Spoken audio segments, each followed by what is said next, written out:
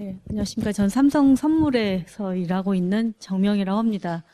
네, 저희 회사가 전 세계에 그 선물 상품을 중개하는 회사입니다. 그래서 사실은 저희 사장님이 지난주에 특별히 지시를 하셔가지고 혹시나 있을 브렉시트 상황에 좀 대비를 해라. 물론 리서치에서 대비할 수 있는 거는 별로 없지만 이제 저희는 고객들의 주문을 처리하기 때문에 혹시나 있을 변동성에 대비를 해라라고 해서 회사 내부에서 소위 비상대책을 마련을 했었는데 예상 외의 결과가 나오면서 그 이전에도 바빴지만 그 이후에 더욱더 지금 혼란스러운 상황으로 거의 일주일을 보낸 것 같습니다. 그래서 브렉시트가 결정된 게 일주일밖에 안 됐나라고 생각이 될 정도로 그만큼 좀 금융시장에서도 굉장히 혼란스러운 이슈로 받아들이고 있는 것이 사실입니다.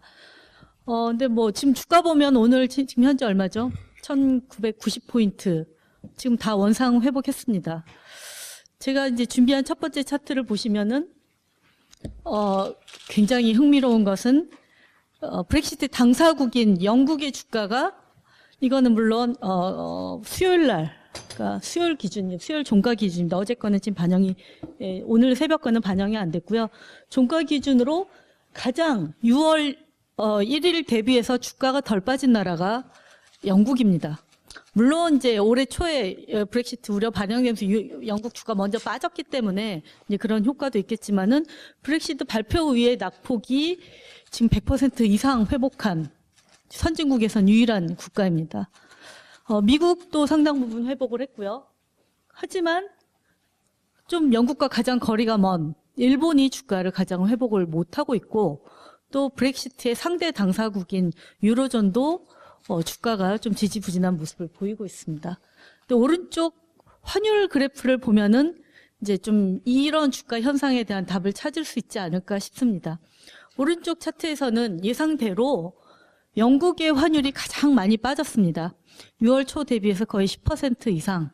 장중 한때는 1985년 이후 최저치로 떨어지기도 했었죠. 그래서 파운드와의 초약세 국면이 펼쳐지고 있는 반면에 오히려 초강세를 보이고 있는 통화도 있습니다. 바로 일본이죠. 일본 같은 경우는 6월 한 달에만 지금 환율이 거의 7% 이상 급등을 하는 그런 모습을 보이고 있습니다. 달러화는 브렉시트 후에 조금 반등을 했고 유로화는 조금 하락한 그런 상태입니다. 그래서 이제 처음에 들었던 의문점, 영국이 브렉시트 당사국인데 영국의 주가는 오히려 원상 복귀가 됐다. 그 다음에 다른 나라도, 지금 우리나라도 2000포인트 눈앞에 두고 있는 것처럼 다른 나라들도 브렉시트 결정 이후에 낙폭, 한 이틀 동안 급락했던 부분을 지금 3일 동안 거의 다 되돌려 놓고 있는 그런 상황이다. 이런 현상에 대해서 어떻게 이해를 해야 될까? 우리가 너무 우려가 과도했구나. 이건 별거 아니구나. 라고 해석을 할 수도 있습니다. 하지만 이제 저희 금융시장 쪽에서 보는 것은 그런 별거 아니라는 이슈보다도 이런 주가가 급반등하는 원인을 제공하는 것은 바로 세 번째 차트에 답이 있다고 볼 수가 있을 것 같습니다. 불과 일주일도 안 된 시간 동안에 영국의 국채금리가 10년 국채금리가 40bp가 하락을 했습니다. 이제 경기가 나빠질 거기 때문에 중앙은행이 영란은행은 그동안 금리 인하한다는 얘기는 안 했거든요. 언제 금리 인상할지 조율을 하는 그런 상황이었는데 이제 대폭적으로 금리 인하할 수 있다라고 얘기를 하고 있고 다른 나라들도 마찬가지인 거죠. 다른 선진국들도 통화 완화 공조에 나설 것이다. 이런 얘기들을 하면서 지금 미국도 한 20bp, 유럽도 20bp, 일본도 10bp 이상 금리가 빠지면서 결국은 굉장히 불확실성과 위기 상황이긴 하지만 중앙은행이 또다시 돈을 풀어서 이 위기를 해결해 줄 거다라는 기대, 믿음이 지금 이제 주가의 반등으로 나타나고 있다라고 볼 수가 있습니다. 그다음에 여기서 또 볼 수 있는 또 하나의 함의는 지금 이제 브렉시트가 뒤에 굉장히 자세하게 설명이 돼 있어서 더 이해를 잘 하실 것 같은데요. 저는 이제 금융시장과 환율에 포커스를 맞추겠습니다만은 이게 이제 단기적인 재료는 아니라는 겁니다. 근데 시장이 일단은 충격이라는 재료에서 한꺼번에 모두 반영을 했기 때문에 그만큼 복원이 빨리 되는 것이라고 볼 수가 있는데 문제는 이제 중장기적으로는 어떤 방향으로 흘러갈지 굉장히 불확실성한 상황이고 중장기적으로 경기가 더 좋은 쪽으로 작용할 가능성은 굉장히 낮다라는 측면에서 단기적인 금융 이슈보다는 중장기적인 정치적인 문제, 또 정치적인 혼란상이 경제적인 불확실성으로 연결되는 그런 흐름으로 전개가 될 가능성이 크지 않나 생각이 됩니다. 그리고 이제 첫 번째 보신 차트에서 또 주가와 환율, 금리와의 상관관계가 굉장히 분명하게 드러나지 않았나 싶습니다. 영국 주가가 왜 이렇게 빨리 올랐냐? 결국 금리가 큰 폭으로 떨어졌고 통화 가치가 크게 하락을 하니까 오히려 기업들한테는 수익을 증가시키고 비용 부담을 크게 낮춰주는 그런 재료로 인식됐기 때문에 다른 나라보다도 영국 주가가 회복한 그런 흐름으로 볼 수가 있을 것 같습니다. 근데 이런 흐름 역시 일단은 지금 다른 금융지표에서 나타나는 것들을 단기적으로 반영하는 그런 흐름이라고 볼 수 있지 않을까 생각이 됩니다. 이제 제가 별거 아니구나, 혹은 정치적인, 경제적인 문제가 아니구나라고 인식하는 이제 그런 부분들이 이 신용지표에서도 굉장히 뚜렷하게 드러납니다. 지금, 좀 그래프가 흐리긴 합니다만은 맨 위에 있는 게 주가지수 변동성입니다. 근데 최근에 주가지수 변동성은 작년 8월에 위안화 평가절하 했을 때 주가 변동성보다는 지금 낮은 수준을 유지를 하고 있고요. 그 다음에 소위 은행들 간의 유동성, 자금 조달 코스트를 나타내는 그런 신용 지표들이 완만하게 상승을 하고 있지만 굉장히 조심스럽게 움직이고 있다. 즉각적인 반응을 나타내고 있지 않다. 결국 지금의 이제 브렉시트 이슈는 단기적인 금융 자금의 유동성의 문제는 아니다라는 것이 이 지표에서도 확인될 수가 있는 반면에 오른쪽 차트에서는 당사자인 영국의 국채 부도율, 이 나라의 국채가 부도날 가능성을 거래하는 CDS라는 가격입니다. 이게 올라갈수록 부도 확률이 높아진다. 그 나라의 경제가 나빠진다라는 의미로 굉장히 신용 리스크가 커진다라고 볼 수 있을 것 같은데 영국은 워낙 절대치가 낮기도 했지만 소폭 상승하는데 그쳤습니다. 그런데 지금 가장 높이 올라간다. 일단 가장 높은 나라는 포르투갈이고요. 포르투갈, 이탈리아, 스페인 요 나라들이 영국보다 원래 신용 리스크가 훨씬 큰데 신용 리스크 상승폭도 훨씬 더 컸다라는 얘기입니다. 그래서 일단 브렉시트 이후의 주변 취약국에 대한 영향 이런 부분도 시장에서는 한편으로는 생각하고 있다라고 볼 수가 있겠습니다. 그 다음에 이제 일반적으로 어떤 이런 이벤트가 발생을 하면 부정적인 이벤트가 발생을 하면 달러가 급등을 하고 달러가 급등을 하면 또 반사적으로 빠지는 게 뭐가 있습니까? 원자재 가격이죠. 그래서 근데 이번엔 사실 달러의 급등폭이 아주 파운드화를 제외하고는 아주 컸다고는 볼 수가 없고 그 다음에 원자재 같은 경우는 지금 오히려 추가적인 완화 정책, 주가와 마찬가지로 중앙은행이 여기에 또 대응을 할 것이다라는 기대가 반영이 되면서 오히려 비철금속 가격은 브렉시트 이후에도 빠지지 않고 올라가는 모습을 보이고 있습니다. 그래서 이전과는 확연하게 다른 금융시장의 반응을 확인을 할 수가 있습니다. 물론 원자재에서 지금 가장 많이 오른 종목은 안전자산으로 일컬어지는 금입니다. 일단은 브렉시트 이후에 금, 엔화, 달러, 채권 이런 안전자산들이 올라가는 그런 현상을 보이긴 했지만 지금 한 일주일 정도 지난 시점에서는 결국 중앙은행의 통화 완화 정책이 대응을 해줄 것이고 그것이 당장 즉각적인 경제적인 효과 또 금융시장 유동성에 미친 효과는 굉장히 제한적이다라는 인식이 현재 금융시장에 반영되어 있다고 보시면 될 것 같습니다. 이제 브렉시트가 현실화됐는데 이 브렉시트가 그러면 향후에 이제 외환 시장에 어떤 영향을 미칠 것이냐. 사실 굉장히 가늠하기 힘들죠.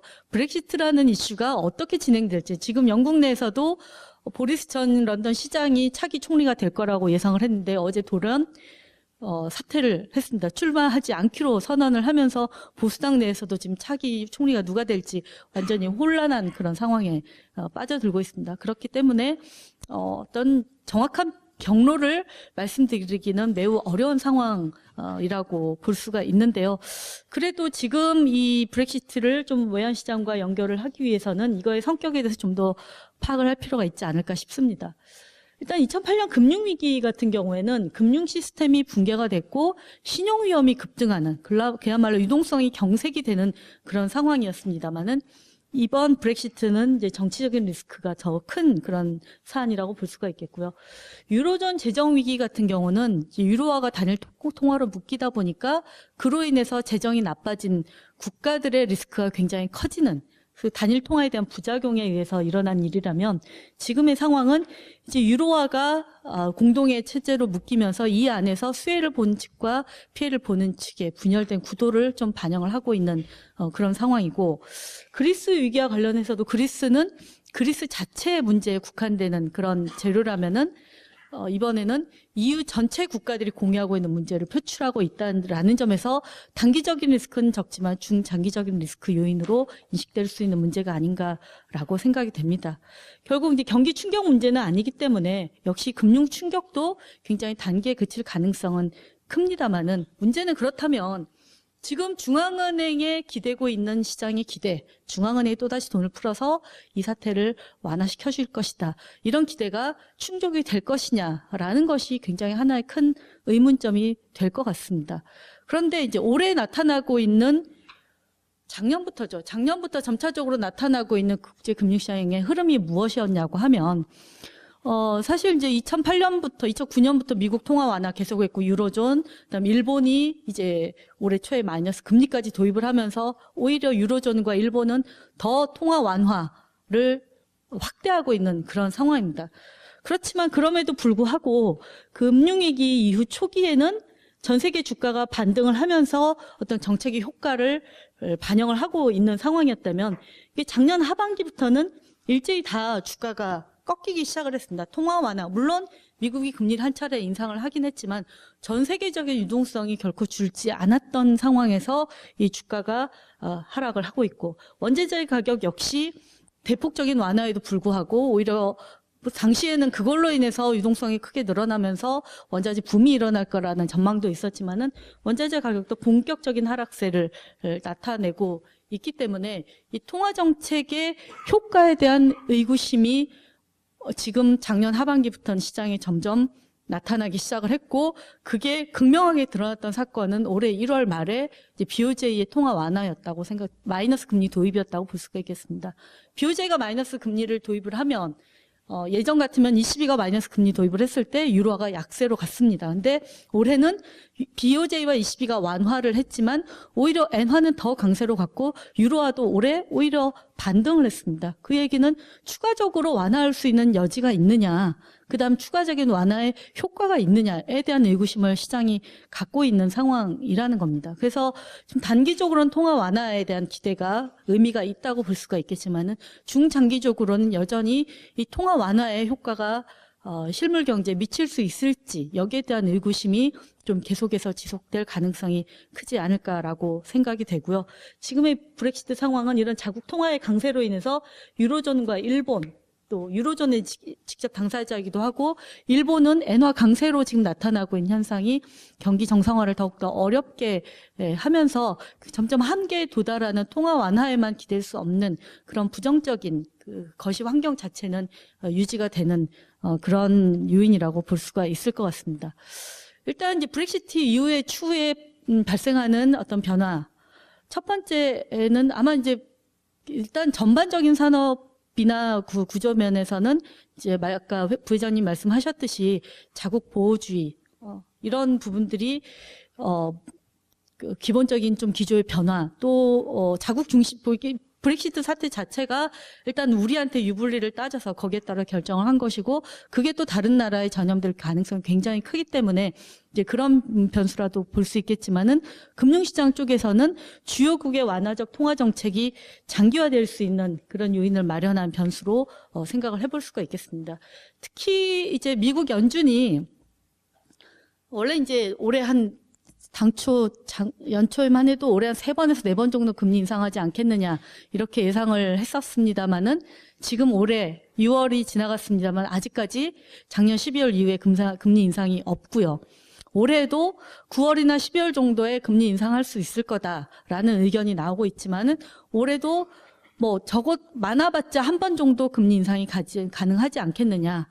금리 인상 올해 물 건너갔다라는 전망이 훨씬 우세할 정도로 미국 연준의 통화정책 행보가 더 완화되는 쪽으로 영향을 미칠 수 있기 때문에 미국이 다른 ECB나 BOJ는 더 통화를 완화한 쪽을 하고 미국 연준은 금리 인하하는 경로에 들어서긴 했지만은 더 금리를 올리지 못하고 있는 상황이기 때문에 이러한 재료는 미국 달러의 상승 탄력을 약화시키는 그런 재료가 되지 않을까라고 생각을 합니다. 그다음에 자국 그 보호주의 이런 흐름들 자체는 좀 신흥국 경제에는 부정적인 요인으로 작용을 할 수 있습니다. 물론 한편으로는 이제 미국에 대해서 무역 흑자가 크다거나 이런 대해서는 오히려 이제 자국 통화를 절상해라 이런 압력으로 가할 수도 있겠지만은 긴 흐름으로 봐서는 일단은 그 무역에 대한 규제를 계속 가하고 있다라는 측면에서 신흥국 경제에는 좀 부정적인 요인으로 작용할 가능성이 클 것 같고요.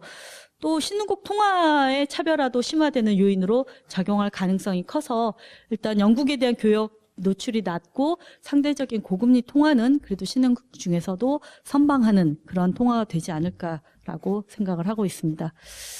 자, 이제 지금까지 브렉시트 전반적인 금융시장과 외환시장 영향을 살펴봤고요.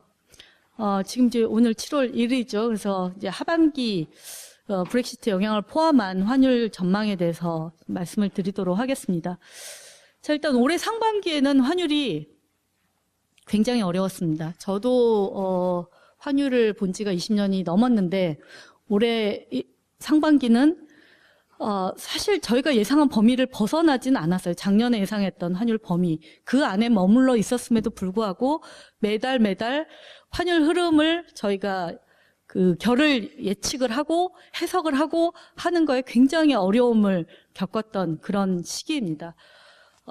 그만큼 이제 또 환율이 어떤 변동폭이라는 부분, 그러니까 거래 범위 자체는 우리가 예상할 수 있는 범위 내에 있었지만은 그거를 움직이는 변수가 예상하지 못하는 부분에서 툭툭 튀어나오면서 예상보다 훨씬 큰 흐름을 나타냈기 때문에 이제 그러한 느낌을 가지지 않았느냐라고 생각이 되는데요. 어쨌든 지금 상반기 평균은 1182원, 작년보다 한 50원 정도, 작년 말보다 50원 정도 올랐고요.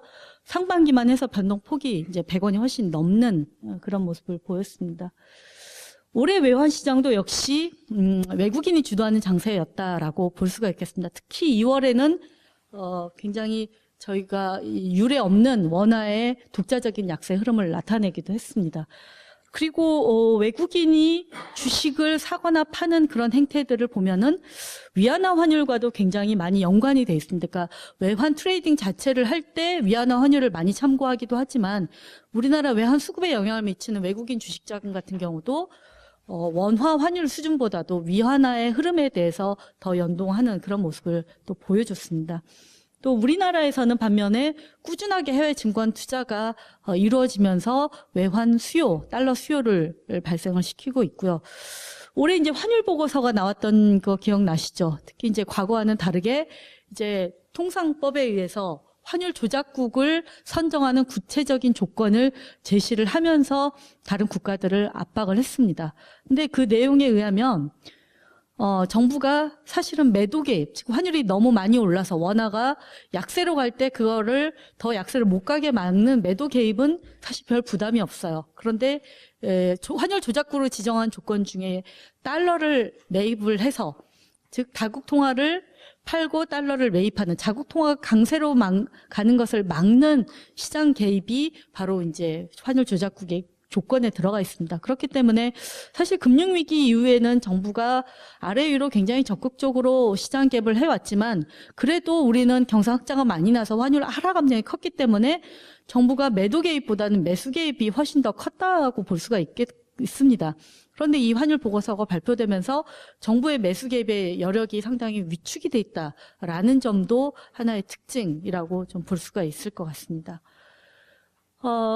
올해 이제 그 상반기에 달러는 한 지수 기준으로 2.6%가 떨어졌습니다. 연준이 금리 인상을 안 했죠. 그리고 연준도 사실은 굉장히 오락가락하게 하면서 저희도 갈피를 잡기 힘들게 만들었는데 일단은 지금 현재 상황이 지난 6월 달에 회의 결과를 보면은 장기 성장률을 낮추면서 금리 인상 속도를 당초 생각했던 것보다 더 완만하게 가져가겠다라는 의지를 보여주고 있습니다. 그런 부분이 반영이 되면서 달러는 2.6%가 하락을 했고요. 반면에 유로화는 양적 완화를 확대했음에도 불구하고 달러 약세, 또 이제 최근에 브렉시트 이슈 등으로 해서 약달러로 상승을 했다가 브렉시트 이슈로 상승분을 반납을 했습니다. 약 2% 정도 올랐고, 엔화는 무려 올해 상반기에만 17.5%가 달러에 대해서 가치가 올랐습니다. 엔화는 아베노믹스가 2012년 10월 이제 아베가 집권한 이후로 계속 약세를 보이다가 작년 하반기부터 꺾이기 시작을 했는데, 작년 하반기에 엔화 약세를 꺾은 첫 번째 재료는 이제 중국의 위안화 이슈였고요. 그걸로 인해서 금융시장 변동성이 커지면서 엔화가 달러 엔 환율이 빠지기 시작을 했고, 올 초에 BOJ가 마이너스 금리 도입을 하면서 이제 1층 밑에 지하까지 파고 내려갔구나. 더 이상 이제 BOJ가 할 수 있는 정책이 여러 개 어디 있을 것인가에 대한 의구심, 그런 것들이 오히려 엔화 강세 요인으로 작용을 했고요. 여기다 약달러, 그다음 브렉시트라는 대외적인 불안 요인까지 겹치면서 그야말로 이제 엔화 초강세 국면이 펼쳐진 것으로 볼 수가 있겠습니다. 자, 달러가 2.6% 빠졌으면 과거에는 위안화도 달러에 되게 연동을 했기 때문에 비슷한 폭으로 오히려 위안화는 달러에 대해서 올라가는 게 맞는데, 올해 상반기에는 위안화가 2.3% 정도 오히려 하락을 했습니다. 그래서 중국 정부가 달러 위안 환율도 일단 아침에 고시를 얼마 하느냐, 이게 뉴스에서 굉장히 중요한 부분으로 다루긴 하지만, 실제로 뒤에 이제 차트가 있습니다만은 위안화 지수, 이제 미국이 달러 지수가 있으니까 중국도 우리도 이제 그 G2 국가로서 위안화 지수를 작년 12월에 발표를 했는데, 그 지수 기준으로 해보면 중국 정부가 위안화를 꾸준히 약세로, 완만하지만 꾸준한 약세로 이렇게 운용을 하고 있는 것을 확인을 하실 수가 있습니다. 그런 부분이 반영이 되면서 위안화는 올해 상반기에 2.3% 정도 하락을 했습니다.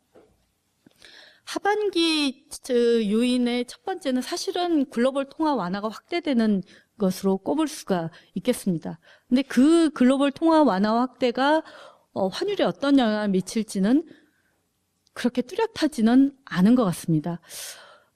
이제 달러가 2014년 7월부터 본격적으로 강세를 나타냈고, 그 시점부터 달러가 지금 뭐 20% 넘게 이렇게 급등을 한 상황인데, 올해 들어와서는 달러가 추가적으로 상승하지 못하고 좀 오히려 하락을 하는 그런 모습입니다만은, 사실 그 주가가 변동성이 커지면 환율도 변동성이 커졌다가 주가가 좀 안정이 되면 환율도 변동성이 낮아지는 게 사실입니다만은, 차트에서 보시는 것처럼 주가 변동성과 다르게 달러 강세가 시작된 이후로 외환 시장의 변동성은 계속해서 고공행진을 하고 있습니다. 여기에는 이제 여러 가지 원인이 있겠습니다만은, 일단 뭐 작년에 위안화 약세 이슈, 평가 절하 이슈도 있었지만은, 중앙은행의 행보를 굉장히 점치기 힘들다. 지금 연준도 금리를 뭐 맨날 몇 회 올릴지 시장이 그거 횟수 세고 있고요. 또 ECB나 BOJ가 경제 여건에 따라서 추가 완화를 할지 말지 이 속도에 대한 기대도 계속 좀 바뀌고 있습니다. 지금은 각국의 통화 정책, 그다음에 펀더멘탈의 차이, 이런 것들이 선진국 통화를 결정짓는 기본적인 변수들인데, 그런 것들이 이제 계속해서 전망들이 바뀌다 보니까 환율이 모멘텀이 그때그때 바뀌는 그런 흐름을 나타내고 있다고도 볼 수가 있습니다. 그래서 역시 이제 중앙은행 행보라는 것이 가장 중요한 이 외환시장 변동성의 이슈에 녹아 들어가 있겠지만은, 하반기에도 이 중앙은행의 행보 외에도 브렉시트, 또 미국 대선, 또 중국 같은 경우는 올해 한 2월까지 굉장히 힘들게 하다가 그 이후로는 지표들이 좀 개선이 되면서 상당히 안정되는 모습입니다만은, 뒤에 차트를 보시면은 여전히 중국도 좀 잠재적인 문제들을 안고 있기 때문에 시장의 변동성을 유발할 수 있는 유력한 변수로 좀 꼽을 수밖에 없을 것 같습니다. 거기에 일본의 국채시장 불안 등. 오른쪽 차트가 일본 국채금리 수익률 곡선입니다. 아베노믹스 직전만 해도 뭐 지금 40년 금리가 거의 2% 위에 있었습니다. 근데 지금 40년 금리도 0.1%대로 내려왔고 17년까지 모두 다 일본 국채 금리가 마이너스로 들어와 있습니다. 일본 국채 금리 20년까지부터 간신히 지금 플러스를 유지를 하고 있고 17년까지 모두 다 지금 마이너스로 내려와 있는 상황이기 때문에 앞서 이 브렉시트가 나올 때 다른 뭐 영국 같은 경우는 금리가 40bp 훅 빠져주면서 오히려 경기 개선을 도움이 된다라고 기대를 할 수가 있겠지만은 일본은 이미 금리 수준이 뭐 마이너스에서도 진입한 차근차근 돼 있기 때문에 거기에 탄력적으로 반응을 할 수가 없습니다. 10bp 정도 빠지는데 그치는 것으로 보신 것처럼 추가 완화에 대한 효과 또 일본 국채 금리가 이렇게 마이너스로 점점 진입을 하면서 일본 중앙은행이 추가적으로 할 수 있는 것에 대한 의구심 이런 것들이 하반기에도 외환 시장의 변동성을 야기할 수 있는 그런 재료들이라고 생각이 됩니다. 이거는 좀 하반기만 좀 좁혀서 본 부분인데요. 일단 하반기에 유가는 그 경제 지표에는 좀 기저 효과를 발생할 수 있을 것 같습니다. 이게 무슨 차트냐면요. 2015년에 국제 유가의 전년 동기 대비 상승률입니다. 2015년 같은 경우는 뭐 연말까지 거의 다 전년 동기 대비 마이너스 40% 수준에 머물렀습니다. 근데 올해 같은 경우 작년 하반기에도 워낙 유가가 낮았기 때문에 지금 의 유가가 지금 올 연말까지 유지가 된다라고 하면 오히려 유가는 전년 동기 대비 플러스로 전환이 됩니다.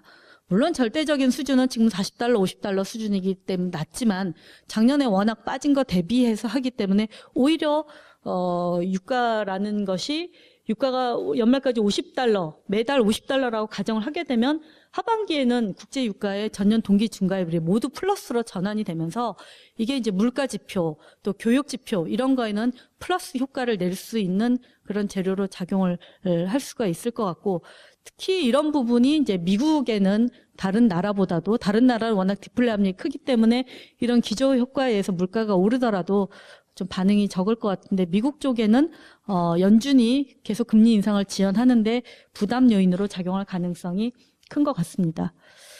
자, 달러가 어떻게 될 것이냐. 일단 저희는 달러도 역시 그때그때 방향성을 예측하기 힘드는 변동성 장세는 펼쳐지겠지만은 기조 자체는 완만한 상승 기조는 유지가 될 것으로 보고 있습니다.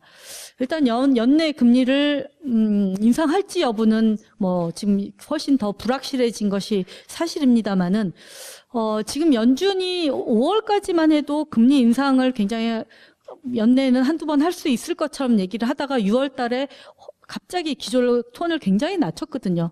그래서 그게 물론 미국 5월 고용 지표가 안 좋았기 때문이기도 합니다만은 저희가 보기에는 그게 대선에 대한 부담이 좀 작용했을 수도 있다라고 생각이 됩니다.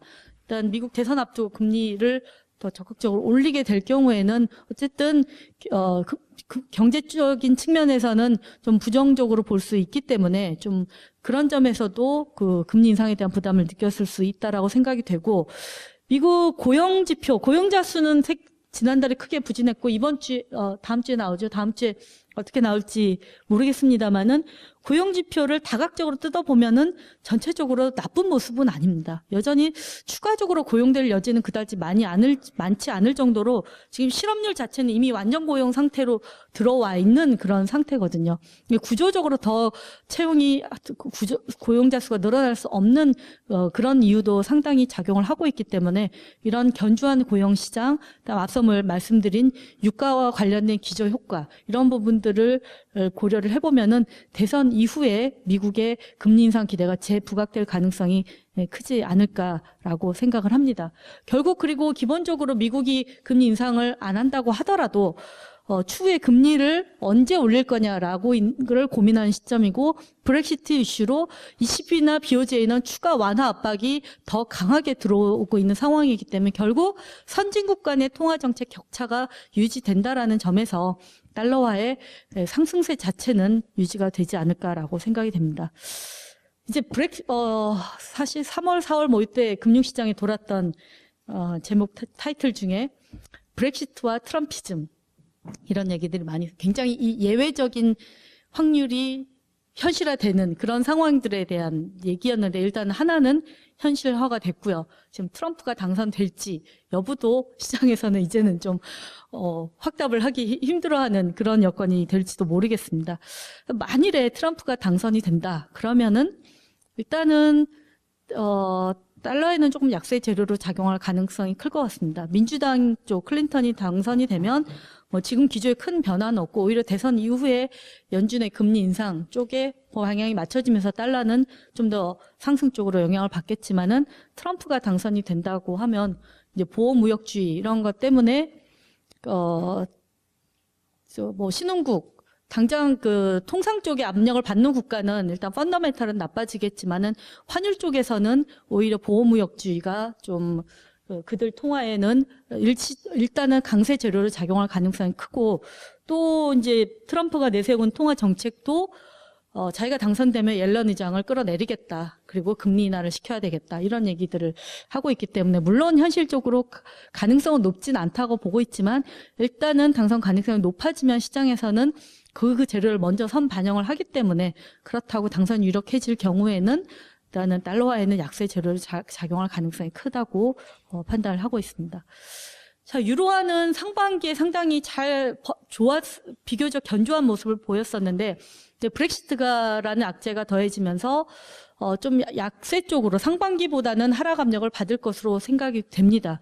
하지만은 22의 대규모 경상 흑자나 또 22가 그래도 경제 지표가 최근에 양적 완화 효과가 나오면서 조금씩 개선이 되어 오고 있었기 때문에 이제 그런 부분들이 유로화는 지지를 해줄 가능성이 크다고 보여지고요. 엔화 같은 경우는 현재로서는 엔화 강세 요인이 압도적입니다. BOJ 추가 완화에 대한 의구심, 또 브렉시트, 미국 대선 이런 것들이 이제 엔화 하락이니까 제가 헷갈릴 수 있을 건데요. 엔화 환율 하락 요인, 즉 엔화 강세 요인으로 작용을 할 것으로 보여집니다. 근데 일단 지금 브렉시트가 결정이 되면서 가장 소위 이제 피해를 본 국가는 어디냐?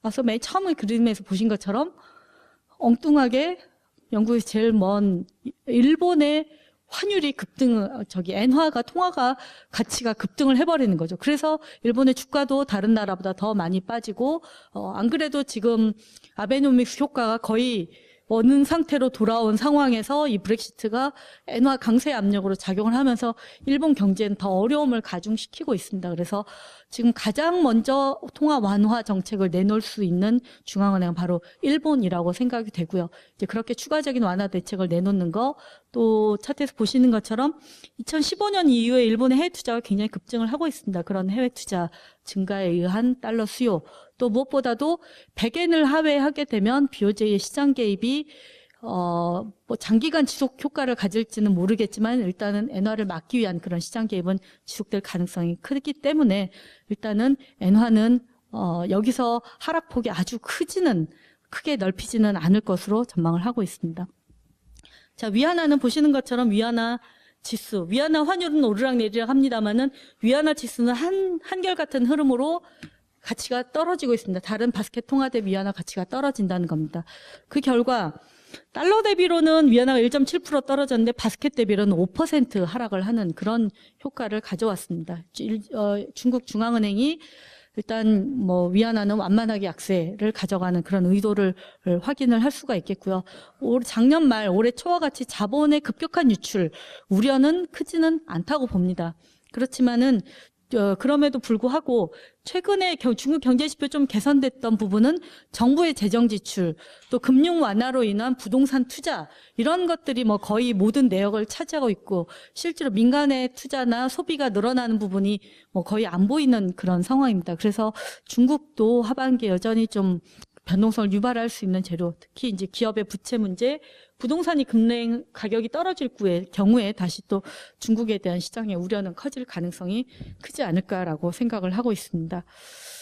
자, 우리나라는 아까 서두에도 말씀드렸던 것처럼 여전히 외국인에 의해서 주도가 되고 있다. 그도 그럴 것이 원하는 대외 변수를 굉장히 능동적으로 반영하는 통화이고 또 외국인의 외환시장 거래 비중이 굉장히 높기 때문에 대외 변수에 대한 민감도도 크고 그거를 주도하는 것은 외국인이다. 이렇게 볼 수가 있을 것 같습니다. 올해 상반기에 지금 5월까지밖에 데이터가 집계가 안 되는데 외국인이 주식은 3.3조를 샀고 채권은 2.6조를 팔았습니다. 특히 올해 2월에 특기할 만한 점은 템플턴이라는 자산운용, 미국계 자산운용사가 2월 중에 채권을 약 4조 전후로 팔아치운 것으로 알려지고 있습니다. 그런데 더더욱 관심이 가는 부분은 한 10조 원가량, 100억 불 달하죠. 10조 원가량의 달러원 선물안을 매수했다. 2월 달에 환율이 1243원까지 뛴 것은 템플턴이 거의 다 주도했다라고 보시면 될 것 같습니다. 그때 이제 우리나라 그 북한 관련된 지정학적 리스크도 있었고, 아무래도 이제 위안화에 대한 그 프락시 해지, 대체 해지, 이런 것들이 영향을 주었을 수도 있을 것 같습니다. 그래서 이런 걸 보면서, 외국인의 탈한국 흐름에 그런 전조를 보이는 거 아니냐, 이런 해석을 할 수가 있는 상황이라고 보여집니다. 하지만 저희 해석은 이제 다른 것이, 올해 외국인이 계속 사던 채권을 팔기는 했지만 이게 우리나라만의 현상은 아닙니다. 지금 국부펀드들이 자금이 딸리니까 다들 이제 자기 맡긴 자산을 좀 환매를 하고 있고요. 환수를 하고 있고, 또 글로벌 금융 규제가 커지면서 채권 운용자들이 유동성 확보를 좀 더 하고 있습니다. 그런 것들이 이제 채권에 대한 매도 쪽으로 나타나면서 전 세계적으로 채권, 특히 신흥국 채권에 대한 비중이 줄어들고 있기 때문에 그 맥락에서 볼 수 있을 것 같고요. 템플턴이 정확히 어떤 이유에서 모르지만 한 100억 불 정도 달러 매수를 하고 아직도 그걸 갖고 있는 것으로 보여지지만, 이거는 오히려 향후에 이제 환율이 다시 1,200원이 올라가서 예를 들어 1,250원 이 가는 상황이 발생한다. 그러면 오히려 그때는 차익 실현 매물로 나올 수가 있을 것 같고요. 환율이 반대로 떨어진다 그러면은 그 손실을 줄이기 위한 달러를 매도하면서 환율을 더 아래쪽으로 끌어낼 수 있는 재료이기 때문에 기본적으로 이런 것들이 그 외국인의 원화에 대한 부정적인 변수를 대변한다라고 해석은 하기 어려울 것 같습니다. 제가 제목에 이제 찻잔 속의 태풍이라고 했습니다. 결국 외국인이 하반기에도 대외적인 이제 변동성을 반영을 하면서 환율은 굉장히 좀 급등락을 반복을 할 가능성이 높다고 보여집니다. 하지만 찻잔 속의 태풍이라고 제목을 지은 이유는 저희가 상반기에서도 봤었던 최근에 점점 그런 나타나고 흐름을 다시 한번 요약한 내용이라고 볼 수가 있겠는데요. 일단은 환율이 급등하면 우리나라 올해도 경상 흑자가 적어도 900억 달러 넘을 것으로 보고, 작년에도 1,000억 달러가 넘었고요. 여기에다가 그러니까 당국이 매수 개입은 하기 어려워진 상황이 됐지만 매도 개입은 여전히 적극적으로 할 수 있는 여력이 좀 충분히 있습니다. 또 그래야 될 필요성도 있고요. 그래서 당국의 매도 개입 이런 것들이 환율 위쪽은 막을 것 같고요. 정부가 매수 개입 못하면 그럼 환율은 더 오히려 아래쪽이 하방 압력이 더 강해지는 것이 아니냐라고 볼 수가 있겠지만은, 최근에 이제 국내에서 나가는 해외 투자 자금이 굉장히 빠른 속도로 늘어나고 있고, 이 해외 투자 성격상 환율이 하락할 때, 즉 위험 자산에 대한 선호가 일어날 때 환율이 하락하고 주가가 올라가는데, 그럴 때는 우리 기관 투자가들도 국내에서 다 자금을 조달해서 해외로 투자하는 흐름이 나타날 수 있습니다. 제가 드리고 싶은 말씀은, 국내에서 일어나는 해외 투자는 외국인의 해외 투자를과 좀 반대 방향으로, 그러니까 외국인 자금 들어올 때는 우리도 해외 투자가 나가고, 외국인 돈이 빠져나갈 때는 우리 해외 투자를 환매해서 갖고 들어오는 흐름이 나타나기 때문에 이 해외 투자가 양방향에서 환율과 하단과 상단을 막아주는 그런 역할을 합니다. 그래서 대외적인 변수의 영향력은 크겠지만 환율의 상단과 하단은 국내 수급적인 구도가 굉장히 꽉 잡아주는 흐름을 예상을 하기 때문에 결국 외국인의 시장 변동성을 야기하는 흐름은 찻잔 속의 태풍이지 않을까라고 생각을 하고 있고요. 올해 이제 하반기 주 거래 범위는 일단 1150과 1200 요 레인지를 중심으로 해서 위험자산 선호냐 안전자산 선호냐에 따라서 등락하는 흐름이 나타나지 않을까 전망을 하고 있습니다. 이상입니다.